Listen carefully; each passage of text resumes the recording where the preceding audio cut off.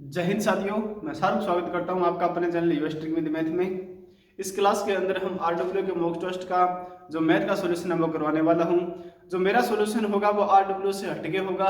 जो भी सॉल्यूशन होगा सिर्फ 20-25 सेकंड के अंदर सवालों को हल करने का होगा। इसी पर्पज से मैं आपको ये क्लास लगा रहा हूँ ताकि आपको एसएससी जीडी के अंदर टाइम है वो कम ना पड़ सके। आपका टाइम है वो इस क्लास लगाने के बाद में बचेगा। जो सवाल मैं कराऊंगा उस तरीके से करोगे आपका 100% अपना मेन एग्जाम होगा और आरडब्ल्यू का मॉक टेस्ट हो चाहे टेक्स्ट बुक का हो, वहां पर आप अपना टाइम बचाने वाले हो। अगर मेरे तरीके से करोगे, मेरे कहने पर चलोगे तो आपका 100% अपना टाइम बचेगा। तो इस क्लास के अंदर मैं वही सोल्यूशन कराऊंगा जो आपको नहीं आता होगा, उसका नया कॉन्सेप्ट मैं आपको सिखाऊंगा, वो आपको पहले है वो कहीं नहीं पढ़ा होगा।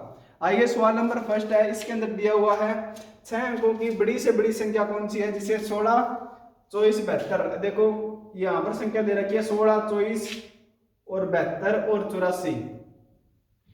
ये प्रत्येक में से विभाजित है, पर शेषफल है वो 15 देती है। देखो इस संख्या से विभाजित होगी वह संख्या, और इन्होंने ऑप्शन दे रखा पहला ऑप्शन 9 9 9 6 3, बी दे रखा है 9 9 9 9 51। पहले हम दो ही ऑप्शनों की ओर चर्चा करेंगे पहले, और इसके अंदर बताऊंगा मैं आपको। देखो इन्होंने कहा है कि 16 और 24, 72 और 84 से विभाजित होगी। अगर इन चारों संख्या से विभाजित होगी, लेकिन शेषफल क्या दे रही है, 15 दे रही है। अब आपको क्या काम करना है, इनमें से 15 घटाकर ये संख्या रखनी है। 15 घटा के संख्या रखोगे तो 63 में से 15 जाएगा, कितना बन जाएगा 8, और 5 में से गया 4, 48 और 9 9 9 और 9। ये संख्या यहां पर है वो बचने वाली है। और यह संख्या घटाने के बाद है 15 घटाओगे तो संख्या है वो कितनी बन जाएगी, यहां पर 6 और 4 में से गया 3, 36 और 9 9 और 9।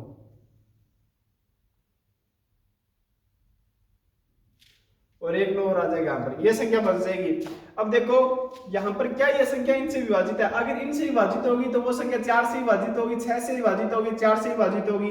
72 का मतलब 9 से विभाजित है, 8 से विभाजित है। इसका मतलब ये 21 से विभाजित है, यानी 7 14, यानी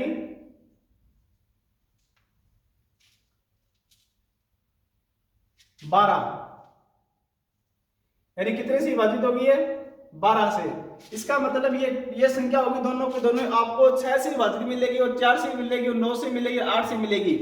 यानी 2 से विभाजित होगी तो इसका मतलब वो संख्या है वो 6 से विभाजित है, 8 से विभाजित है, वो ऑटोमेटिकली कट जाएगी अपने आप में। 9 से विभाजित है, ये भी कट जाएगी। समझ में आ रहा है? कहने का मतलब यही है, ये संख्या है वो आपको 9 से विभाजित मिलेगी और 8 से मिलेगी। ठीक है, 3 आ गया और इसके अंदर 7 आ गया। इन तीनों संख्याओं को आपको देखने की जरूरत है कि संख्या कौन सी है वो विभाजित है। आइए पहला ऑप्शन सकते हैं। पहला ऑप्शन इसके अंदर 9 से देखते हैं, 9 से 9 कैंसिल, 9 से 9 कैंसिल, 9 से 9 कैंसिल, 8 4 12। ये क्या 9 से विभाजित है? नहीं है, तो ये संख्या नहीं हो सकती।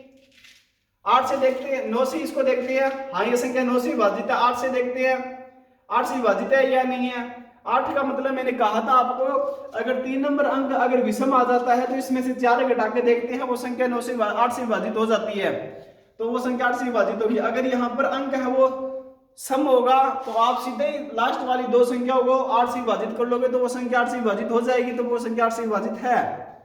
इसका मतलब यहाँ पर विषम है तो इसमें 4 घटा के रखेंगे तो नंबर आएगा 32 का। 32 8 से विभाजित है, यस ये संख्या 8 से विभाजित है। अब देखते हैं 7 से, क्या ये संख्या 7 से विभाजित है? बिल्कुल है, ये संख्या 7 से विभाजित है। देख लेना आप, 7 से भाग करके देखोगे तो ये संख्या 7 से आपको विभाजित मिलेगी। ठीक है, और ये इसका राइट आंसर हो जाएगा यही।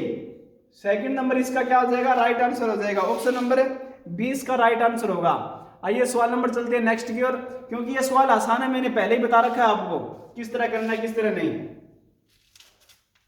सिर्फ मैं आपको इसके अंदर वो तरीका बता रहा हूं जो आसान होगा, और सिर्फ 20-25 सेकंड के अंदर सवाल को हल कर जाओगे।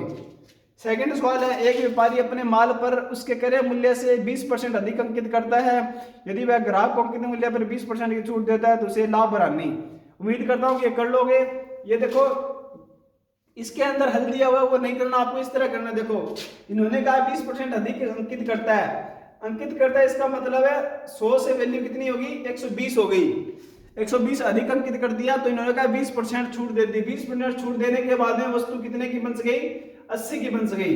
तो इससे ये कैंसिल, इससे ये कैंसिल, 12 8 96 96 आ गए, यानी जो 100 की वस्तु इन्होंने खरीदी थी वो 96 की बेच रहा है, तो हानि है वो कितने की होगी? 4% की हानि होगी। देखो एक लाइन का सवाल नहीं है, 20 सेकंड के अंदर हल हो रहा है ये। तो ऑप्शन नंबर 20 का राइट आंसर हो जाएगा। सवाल नंबर 3 है, इसके अंदर दिया हुआ है अमित ए बी की यात्रा 80 किलोमीटर प्रति घंटे की उस गति से करता है, उसने 75% दूरी को 2/3 समय में तय किया, शेष दूरी x का मान ज्ञात करो। अब देखो इन्होंने कहा है उसने शुरुआती 75% दूरी, 75% दूरी का मतलब हो गया 3 और 1 है, 3 और 1 के अनुपात में इनकी दूरी का अनुपात हो गया, जिनमें 75% है वो 3 हो गई। टोटल दूरी कितनी होगी? यहाँ पर 4 होगी। 4 का 75% कितना बचेगा? 3 बचेगा। अब देखो 75% का 75% की फ्रैक्शन कितनी बन जाएगी? 25 दिया, 75 25 चौका 100 बन गई 3/4, 4 में से 3 है, 75% है वो कितने बन गई? 3 बन गई। और बाकी दूरी कितनी बच गई? 1 बच गई। इन्होंने कहा है 75% दूरी को 2/3 समय में तय करता है। अब देखो 2/3 समय में तय करता है, इसका मतलब है जो टोटल समय यहां पर कितना लग रहा है? अब देखो टोटल समय यहां पर है वो कितना लग रहा है? 3 लग रहा है। 3 में से ये 2 के अंदर है वो इस दूरी को तय कर रहा है, बाकी कितना टाइम बच गया? 1 बच गया। इसको इस टाइम के अंदर है वो तय कर रहा है। समझ में आ रहा है नहीं आ रहा? 2/3 2/3 यानी टोटल समय 3 लग रहा है, उनमें से 2 समय वो पहली दूरी को तय करने में लगाता है, बाकी दूरी को 1 समय लगाता है। फिर इन्होंने कहा है पहले लाइन के अंदर दे रखा है ए से बी की यात्रा 80 किलोमीटर प्रति घंटा औसत गति से तय करता है। औसत गति क्या होती है? कुल दूरी बटा कुल समय। तो कुल दूरी हमारे पास में कितनी है? 4 है। समय टोटल कितना लग रहा है हमारे पास में? 3 लग रहा है। ये देखो यहां पर इतनी दूरी को तय करने के लिए इतना टाइम लगेगा। यहां पर लिख देता हूं टाइम, यहां पर लिख देता हूं दूरी। ये देखो ये ऊपर वाली दूरी है, नीचे वाला समय है। कुल दूरी बटा दूरी कितनी होगी? टोटल 4 होगी, कुल समय कितना हो गया? 3 हो गया। तो इसका मान हमारे पास में कितना है? 80 है। तो हमारे पास में सवाल के अंदर पूछ रखा है कि x का मान कितना होगा? x का मान यानी शेष दूरी यानी इस एक का मान पूछ रखा है हमसे, कितना होगा?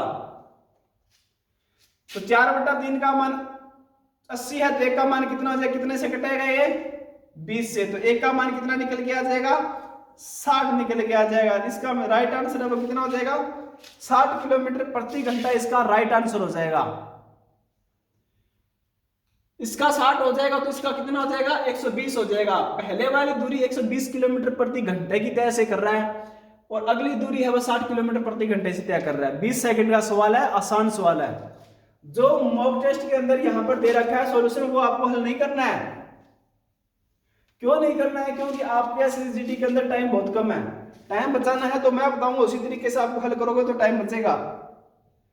अगला सवाल है ए बी और सी 10% में, उम्मीद करता हूं ये कर लोगे। आसान सवाल है, दोनों के दोनों डिवाइड दे रखा है इन्होंने। ए बी ए को मिल रहा है, ए को तो मिल रहा है इन्होंने 45% बता दिया और बी को मिल रहा है 35% और शेष 20% ने सी को मतदान किया। ठीक है, 20% 30% इस तरह लगा लो। और अगला सवाल है 5 नंबर, आरिफ, अरुण और अब्राहम में कार्य को 12 और 20 24, इसको भी कर लोगे, ये भी आसान है। इसके अंदर इन्होंने कहा है एक कार्य पूरा होने से 1 दिन पहले, आरिफ 3 दिन पहले और अरुण 4 दिन पहले। अब देखो इन्होंने जो भी पहले काम छुटाया है उसको काम कर लेना है। देखो यहाँ पर 12 और 20 और 24, यहां से इसकी एफिशिएंसी निकल के आ जाएगी सबकी। यहाँ पर टोटल काम निकल के आ जाएगा, यहाँ पर इनकी एफिशिएंसी आएगी। तो एफिशिएंसी आएगी तो इन्होंने 1 दिन पहले का कार्य पूरा होने से 1 दिन पहले आरिफ छोड़ देता है। तो आरिफ यहाँ पर ये है तो 1 दिन को आरिफ का काम इसके अंदर ऐड कर देना है। इसके अंदर इन्होंने कहा 3 दिन पहले, इसको कहा 4 दिन पहले।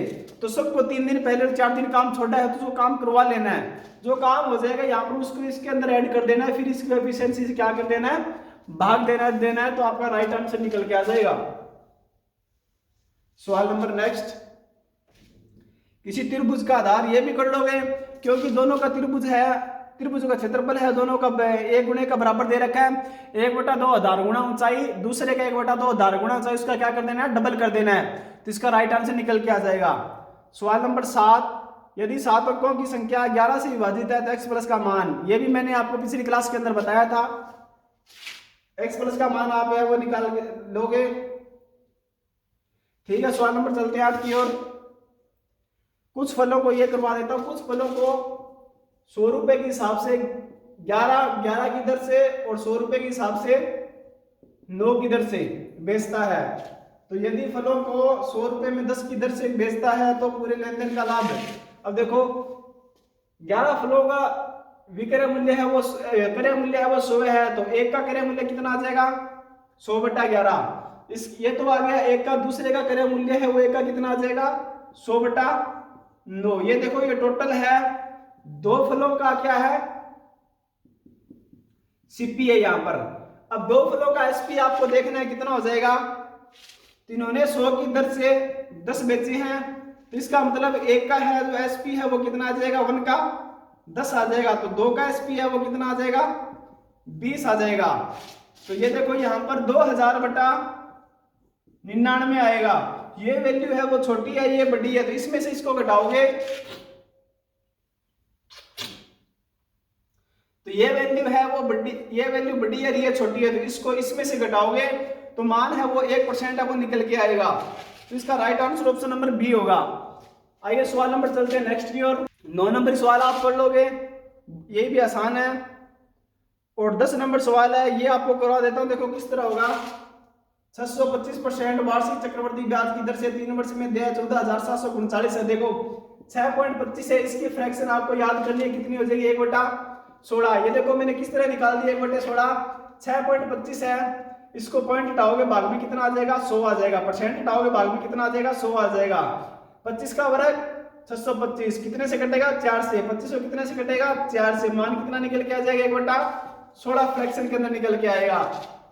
अब देखो 16 से क्या हो रही है 17, 16 से क्या हो रही है 17, 16 से क्या हो रही है 17। अब इनकी क्यूब निकालोगे, इनकी क्यूब निकालोगे, इसका मान आपको दे रखा है। अगर आपको कैलकुलेशन नहीं करनी है तो आपको आसान तरीका बता देता हूं। देखो इन्होंने कहा है 14,000, अब देखो इन्होंने दे रखा है 14,739। ये मान किसका दे रखा है, इन्होंने मिश्रधन दे रखा है कि 3 साल के बाद में देय राशि है वो 14,739 है। हमारे पास में देय राशि कितनी हो जाएगी, ये हो जाएगी 17 गुणा 17। आपको गुणा नहीं करने हैं, ये देखो 17 गुणा 17, ये इसका मान दिया हुआ। मान किसका निकालना है, इन्होंने जो राशि दी हुई है 16 गुणा 16, इसका मान निकालना है। ये देखो यहाँ पर 16 गुणा 16, बगैर गुणा किए आपको किस तरह इसका आंसर निकाल देता हूं। देखो 17 गुणा 17, अब देखो ये जो वैल्यू है 14,739 है, ये 100% कह सकता हूं कि ये नीचे वाली वैल्यू से कटेगी, क्योंकि ऑप्शन उठाओगे तो ऑप्शन के अंदर कहीं भी आपको कोई भी ऑप्शन है वो पॉइंटों के अंदर नहीं है। इसका मतलब ये नीचे वाली वैल्यू ऊपर वाली को पूरा काटेगी। तो ये मान निकल के आएगा लगभग आपका 4,500 के आसपास में। हमें नहीं पता ये कितना आएगा, ना हमने गुणा किया है, लगभग 4,500 के आसपास में। अगर 4 से गुणा करोगे तो ये ज्यादा निकल के आ जाएगी नहीं। तो इसका मतलब इसको 7 को 7 से गुणा करोगे, इसको इससे गुणा करोगे, 7 7 49, 9 को 7 से गुणा करोगे 63, यानी इकाई का अंक है वो कितना आएगा यहाँ पर 17 की क्यूब करोगे तो इकाई का अंक है वो 3 निकल के आएगा। हमें इकाई का अंक कितना लेके आना है 9 लाना है। तो 3 को कितने से गुणा करोगे, इकाई का अंक है वो 9 आएगा। तो इसको 3 से गुणा कर दोगे तो इकाई का अंक है वो 9 निकल के आ जाएगा। इसका मतलब ये कितने से काटेगा 3 से काटेगा पूरा। अब देखो आगे इसको गुणा नहीं करना है, 3 से काट दिया। अब इसके स्थान पर 3 आ गया। अब 16 गुणा 16, इसको गुणा करोगे 3 से, इस पूरी वैल्यू को, वही आपका राइट आंसर होने वाला है। और फिर भी आपको इसको गुणा नहीं करना है। किस तरह है, अब देखो लास्ट ऑप्शन देखो, ये 8 है 3 गुणा 3 और 6 और 16 गुणा 16 गुणा 3। इसका मतलब जो वैल्यू आएगी वो 8 से विभाजित होगी, 3 से विभाजित होगी। और इकाई का देखो कितना आएगा 6 × 36, 6 × 36 और 6 को 3 से गुणा करोगे 18, 8 है। इकाई का ऑप्शन नंबर है वो बी के अंदर 8 है और इसका राइट आंसर भी हो जाएगा। और एक और तरकीब इसके अंदर की 8 से विभाजित होगी। देखो पहला ऑप्शन के अंदर 184 है, इसके अंदर है जो 3 नंबर वैल्यू है 1 है, वो क्या है विषम संख्या। इसमें से 4 घटाओगे 84 में से 80, 80 8 से विभाजित है, यस। 88 8 से विभाजित है, यस। 73 8 से विभाजित है नहीं है, तो ये ऑप्शन नहीं हो सकता। और 4 नंबर है वो भी नहीं हो सकता, 8 से विभाजित नहीं है। ऑप्शन बच गया ए और बी। इसके अंदर इकाई का 8 आना चाहिए, तो इकाई का ऑप्शन नंबर बी के अंदर है, तो ऑप्शन नंबर बी है इसका क्या हो जाएगा, राइट आंसर हो जाएगा। अब देखो इस तरह आपको हल करना है, कहीं भी आपको गुणा भाग है वो करने की जरूरत नहीं है। सवाल नंबर नेक्स्ट है, एक आदमी 50 प्रति लीटर की दर से दूध खरीदता है और उसमें दूध की मात्रा के 1/3 के बराबर पानी है वो मिलाता है। 1/3 के बराबर पानी, देखो पानी दूध है वो यहाँ पर कितना है, दूध इन्होंने कहा है दूध की मात्रा के 1/3 के बराबर पानी मिलाता है, तो दूध यहां पर कितना मानोगे आप, 3 मानोगे, मानोगे नहीं 3। फिर इन्होंने कहा है इसकी 1/3, इसका 1/3 कितना हो जाएगा, 1 हो जाएगा, तो इसके अंदर ऐड करोगे कितना निकल के आ जाएगा, 4, टोटल 4 हो गया। अब देखो टोटल 4 की मात्रा इन्होंने बेची है 60 के हिसाब से, ठीक है। अब 4 की मात्रा इन्होंने बेची है 60 के हिसाब से, मान कितना निकल के आएगा, 240 रुपए। 240 रुपए इन्होंने बेचा है, खरीदा कितने में था, 3 की मात्रा कितने में खरीदी थी, 50 के हिसाब से, इसको गुणा करोगे मान कितना निकल के आएगा, 150। कितने का प्रॉफिट हो गया, 90 का। कितने के ऊपर प्रॉफिट हो गया, 150 के ऊपर। इसको 100 से गुणा करोगे, 5 तिया 15, 5 दूनी 10, 3 तिया 9, मान कितना निकल के आएगा, 60% है वो, इसका क्या हो जाएगा, प्रॉफिट हो जाएगा। अब देखो 11 के अंदर आप मॉक टेस्ट के अंदर देखोगे आपके ऊपर सॉल्यूशन कितना हार्ड करवा रखा है और कितना लंबा चौड़ा है, सिर्फ इतना ही सॉल्यूशन है आपको। ये मान 3 है, टोटल 4 हो जाएगा। 240 के अंदर बेच रहा है और 150 के अंदर खरीदा है, प्रॉफिट 90 का हो गया, 150 के ऊपर। इसका राइट आंसर है वो 60% आ जाएगा। नेक्स्ट सवाल है, किसी कक्षा में 60 विद्यार्थियों का औसत भार 55 किलोग्राम है, यदि लड़कियों का औसत भार 50 किलोग्राम और लड़कों का औसत भार 65 किलोग्राम है, तो लड़कियों और लड़कों की अलग अलग संख्या क्या है। ये सवाल मैंने औसत की क्लास लगाई थी, बेहतरीन क्लास है वो, आप जाके देखोगे, डिस्क्रिप्शन के अंदर मैंने लिंक दे रखा है, उसके अंदर कहीं नहीं अटकोगे आप, कहीं भी आप अगर आपका पॉइंटों के अंदर सवाल आ गया तो कहीं नहीं अटकोगे आप, अगर औसत का ये मेरी क्लास है वो करवा ली तो। ये देखो मैंने किस तरह बताया, देखो 60 विद्यार्थियों का औसत भार है वो 55 किलोग्राम है, टोटल विद्यार्थी कितने हैं 60, इसका औसत भार कितना है 55 किलोग्राम। लेकिन उन्होंने कहा यदि लड़कियों का औसत भार 50 किलोग्राम है, लड़की कितनी है इस पता नहीं, इसका औसत भार कितना है 50 किलोग्राम, लड़कों का कितना है 65 किलोग्राम। अब देखो इसको किस तरह हल करना है, इसके अंदर लगेगा एलिगेशन, ओवरऑल कितना है 55 है, देखो 65 में से 55 गया 10, 55 में से 50 गया 5, 2:1 के अनुपात में क्या आ जाएगी, लड़कियां आ जाएगी। अब देखो कौन सा ऑप्शन है वो 2:1 के अनुपात के अंदर है, पहला ऑप्शन है 5 7 5 5 25, 5 7 35 नहीं है, पहला ऑप्शन नहीं हो सकता। दूसरा ऑप्शन है 4:1 के अनुपात है, ये भी नहीं हो सकता। तीसरा ऑप्शन है 60 × 30, इसके अंदर लड़के लड़कियां बैठ रही है 90, ये तो अनुपात तो बैठ रहा है 2:1 लेकिन बैठ रही है 90, ये ऑप्शन नहीं हो सकता। तो लास्ट ऑप्शन आपका 40 और 20, ये 2:1 के अनुपात में बैठ रहे हैं और लड़कियां भी और स्टूडेंट है वो भी 60 बैठ रहे हैं, तो इसका right answer option number D हो जाएगा। तो ये सवाल नंबर चलते हैं नेक्स्ट की ओर। नेक्स्ट सवाल है, यदि किन्हीं दो संख्याओं को, अब देखो ये सवाल है, इनके अंदर एचसीएम दे रखा है और एलसीएम दे रखा है। देखो एलसीएम होता है ना, एलसीएम दे रखा है 924, एलसीएम होता है हमेशा ही, एलसीएम के अंदर एचसीएफ आपको देखने को मिलेगा। इसको इससे एचसीएफ से भाग दोगे, एचसीएफ कितना है 12, तो कितना आ जाएगा 12 × 12 × 96, 12 7 7 14, 12 7 84, 7 से और 12 7 84, कितना आ जाएगा 77, यानी यहां पर है वो 77 आ जाएगा। इसके अंदर ये संख्या इसको कितने से होगा गुणा 12 से। अब देखो अंदर वाली संख्या है वो क्या है, एक अभाज्य संख्या देखने को मिलेगी आपको, जो इनका जो एचसीएफ आएगा वो 0 आएगा अंदर वाली संख्या का। ये संख्या है दो संख्याओं का क्या है, मल्टीपल है, मल्टीपल है, इनमें से एक संख्या या तो विषम मिलेगी या फिर अभाज्य मिलेगी, ठीक है। इसको भाग दोगे, स्वतंत्र है यहाँ पर, स्वतंत्र कितने से कटेगा 11 और 7 से, इसके अंदर ये संख्या एक तो होगी 11, एक होगी 7। अब इसका जोड़ा है वो कितना संभव है, एक तो संभव है आपका 11 और 7 का, और दूसरा है 1 और 77 का, क्योंकि 1 × 77 कितना आ रहा है 77 आ रहा है। इसका मतलब इसका right answer option number C इसका करेक्ट आंसर हो जाएगा। सवाल नंबर चलते हैं नेक्स्ट की ओर। यदि एक से ये भी कर लोगे आप, पाई आर 2 पाई आर एस से बराबर है होती है 1380 दे रखा है, ठीक है, ये भी कर लोगे। और 15 नंबर ये आसान है, सरलीकरण का ये भी कर लोगे। और 16 नंबर सवाल है किसी अनुपात के अंदर, ये देखो समानुपात है वो दे रखा है यहाँ पर, देखो ए और B, A B C D, ये होती है 4 संख्या समानुपात के अंदर। अगर यह संख्या समानुपात के अंदर है, ठीक है, ये संख्या है वो समानुपात के अंदर है, तो आपको क्या देखने को मिलेगा, इस तरह होगी। इन्होंने कहा है पहले संख्या और दूसरी संख्या 51 81 है, पहले 51 है, दूसरी 81 है, तीसरी हमारे पास में नहीं है, और चौथी हमारे पास में दे रखी है 108। देखो समानुपात के अंदर क्या होता है, समानुपात के अंदर अगर कोई संख्या होती है तो इन दोनों संख्याओं का अनुपात इन दोनों संख्याओं के अनुपात के बराबर होता है, यानी 51/81 बराबर होगा C/108। ये होती है नहीं, समानुपात का मतलब यही होता है। तो ये कितने से कटेगा, 9 से कटेगा, ये कितने से कटेगा, 9 दूनी 18, 12 से 3 दिया 9, 3 चौका 12, ये कितने से कटेगा, 3 एकम 3, 3 7 21 17, तो सी का मान है वो कितना निकल के आ जाएगा, 68। 68 है वो क्या हो जाएगा, इसका राइट आंसर हो जाएगा, ऑप्शन नंबर ए इसका करेक्ट आंसर हो जाएगा।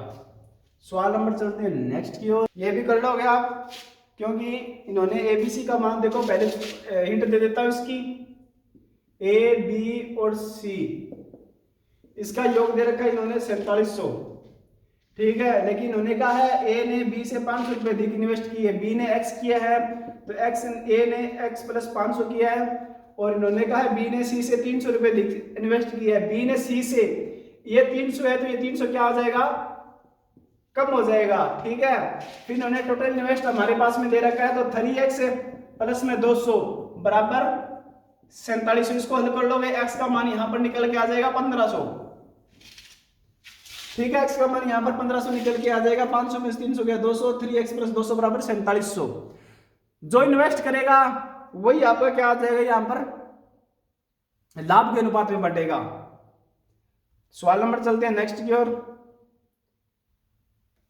अब देखो नेक्स्ट सवाल आपको इसके अंदर बहुत ज्यादा हर्ड दे रखा है, ये भी बहुत ज्यादा है, वो लॉन्ग टर्म के अंदर दे रखा है। ये देखो 18 नंबर सवाल है, 72 किलोमीटर प्रति घंटे की गति से चल रही है 250 मीटर लंबे प्लेटफॉर्म को 26 सेकंड में पार करते हैं, मालगाड़ी की लंबाई याद करो। अब देखो इन्होंने कहा 72 किलोमीटर प्रति घंटे की रफ्तार से चल रही है, फिर इन्होंने मालगाड़ी की लंबाई पूछ रखी है, सभी की सभी मीटर के अंदर है, तो हम इसको क्या करेंगे, मीटर के अंदर चेंज करेंगे, 5/18 मीटर प्रति सेकंड इसकी क्या आ जाएगी, रफ्तार आ जाएगी। फिर इन्होंने कहा है हमें इन्होंने लंबाई पूछ रखी है, तो लंबाई है वो क्या होती है, लंबाई बराबर 4 इंटू समय, समय कितना लग रहा है 26 सेकंड लग रही है, 18 चौकी 72, 5 चौका 20, 26 दूनी 52, 520 मीटर है वो ओवरऑल है वो क्या हो जाती है, लंबाई हो जाती है। हमें पूछ रखा है मालगाड़ी की लंबाई, इसके अंदर 520 आई है, इसके अंदर प्लेटफॉर्म की लंबाई और मालगाड़ी की लंबाई दोनों की दोनों क्या है, ऐड है, तो इसमें से प्लेटफॉर्म की लंबाई 250 हम घटा देंगे, इसका मान है वो हमारे पास में कितना निकल के आ जाएगा, 270 है, इसका राइट आंसर हो जाएगा ऑप्शन नंबर डी। आइए सवाल नंबर चलते हैं नेक्स्ट की ओर। 7% कपड़े, ये देखो ये बहुत ही आसान सवाल है, ये कराने वाला सवाल है। 7% आनी पर कपड़ा बेचने का विज्ञापन करता है, देखो 100 की वस्तु है उसको कितने में बेचेगा, 93 के अंदर। यहाँ पर एसपी है, ये क्या है, सीपी है। ये भी तरीका मैंने आपको है वो बता रखा है, बेईमान दुकान वाला, वही सवाल है सेम। फिर भी इन्होंने कहा 1 मीटर की लंबाई गर्थ स्केल का उपयोग करता है, तो वो कितने का उपयोग करता है। देखो हमें नहीं पता, इन्होंने गर्थ लंबाई का इस्तेमाल किया है, वही इसका प्रॉफिट होगा। मैंने कहा था आपको जो तौल के अंदर कम देगा वो आपका क्या हो जाएगा, यहाँ पर सीपी हो जाएगा, जो ओरिजिनल मान होगा वो इसका एसपी हो जाएगा। इसके अंदर 100 सेंटीमीटर है वो क्या है, यहाँ पर रियल मीटर का मान है, लेकिन ये कम करके दे रहा है, वो पता नहीं यहाँ पर कितना कम करके दे रहा है। यहाँ पर एक्स मान सकते हो आप, 100 मीटर है वो क्या है, यहाँ पर रियल इसका मीटर है, 100 सेंटीमीटर है, और 100 में से कितना कम करेगा हमें नहीं पता। और इन्होंने कहा 24% क्या है, लाभ प्राप्त होता है। देखो 24% 6 चौका 24 की फ्रैक्शन है वो कितनी बन जाएगी, 25, और 25 का मान है वो कितने के अंदर बेच रहा है, 31 के अंदर। ये आएगा इसका फ्रैक्शन, 25 के मान को 31 के अंदर बेचेगा, रियल प्रॉफिट आ जाएगा इसका। तो यहां पर देखो 100 से 100 कैंसिल हो जाएगा, ठीक है, क्योंकि सबका सब मान है वो आपका सेंटीमीटर के अंदर है। अब देखो यहाँ पर एक एक वैल्यू बंची है, तो यहाँ पर कोई भी किसी का गुणा करने की जरूरत नहीं है। यहाँ पर 1 है 93 को 1 से गुणा करोगे 1 93 आ जाएगा। इसका मतलब एसपी यहाँ पर 93 है, यहाँ पर एसपी कितना है 31 है। 31 की वैल्यू हमारे पास में कितनी है 93 है, तो 1 की वैल्यू कितनी आ जाएगी 3 आ जाएगी। तो इन्होंने कहा कितना इस्तेमाल किया है, इसको 25 से गुणा करोगे, मान है वो कितना आ जाएगा 25 दिया 75 सेंटीमीटर। तो ऑप्शन नंबर ए इसका राइट आंसर हो जाएगा। तो सवाल नंबर नेक्स्ट 20 नंबर सवाल 9000, देखो 20 नंबर सवाल 99,000, इसको 12.5% वार्षिक ब्याज की दर से 9 महीने का साधारण ब्याज है वो ज्ञात करो। देखो 12.5% का फ्रैक्शन बनता है 1/8, 1/8 है वो, इसको किससे गुणा करोगे, इसको गुणा करोगे। देखिए इन्होंने कहा हमें किसका मान ज्ञात करना है 9 महीने का साधारण ब्याज। ये कितने महीने का जाएगा, ये हमारे पास में 12 महीने का, इसको 12 से गुणा करोगे, इसको 9 से गुणा करोगे, तो किसका निकल के आ जाएगा 9 महीने का। क्योंकि 1/8 है वो फ्रैक्शन है वो 1 साल की है, 1 साल को महीने के अंदर बदलोगे तो उसको 12 से भाग करना पड़ेगा, जितना महीने निकालना पड़ता है उसको उससे गुणा कर दोगे। जिस तरह मैंने यहाँ पर 12 से भाग दिया है, हमें 6 महीने की निकालनी पड़ती थी, इसको 6 से गुणा करते तो कर दिया, इसको कट जाएगा 300 का 12, 3 तिया 9, नहीं 3 तिया 9, ये कट जाएगा, ये यहाँ पर बचेगा 99,000 गुणा 3 भाग में 8 चौका 32। इसको हल करोगे तो आपका राइट आंसर निकल के आ जाएगा। तो मॉक टेस्ट के सभी सवाल है वो हल हो चुके हैं। जो भी आपको पूछना है आप कमेंट करके पूछ सकते हो। अगले संडे का मॉक टेस्ट है वो भी आपको करवाने वाला हूँ, वो भी आपको 10 बजे है, वो आपको हल है वो मिल जाएगा मैथ का। जो मेरा मैथ का कॉन्सेप्ट है वो सबसे अलग देखने को मिलेगा, आपको आरडब्ल्यू से आसान तरीका मिलेगा। क्या आपको आरडब्ल्यू पर इसका मान इस तरह दिया हुआ है, नहीं दिया हुआ, सूत्र लगाकर हल किया, सूत्र लगाकर आपको हल नहीं करना है। मैंने आपको पहले ही बताया था फ्रैक्शन आ जाए कहीं भी और साधारण ब्याज का सवाल आ जाए और औसत का आ जाए, इसके अंदर कहीं भी सूत्र लगाने का फॉर्मूला लगाने की जरूरत नहीं है आपको। फॉर्मूला लगाओगे तो एग्जाम के अंदर फंस जाओगे, सवाल भी नहीं हल कर पाओगे। इतना पॉइंटों के अंदर बारीकियों से सवाल आएगा। तो उम्मीद करता हूं कि कहीं भी बात पर आप चलोगे और इस तरह आप सवाल हल करोगे और एसएससी जीडी के अंदर अपना टाइम बचा पाओगे। तो जय हिंद दोस्तों, मिलते हैं अगली क्लास के अंदर।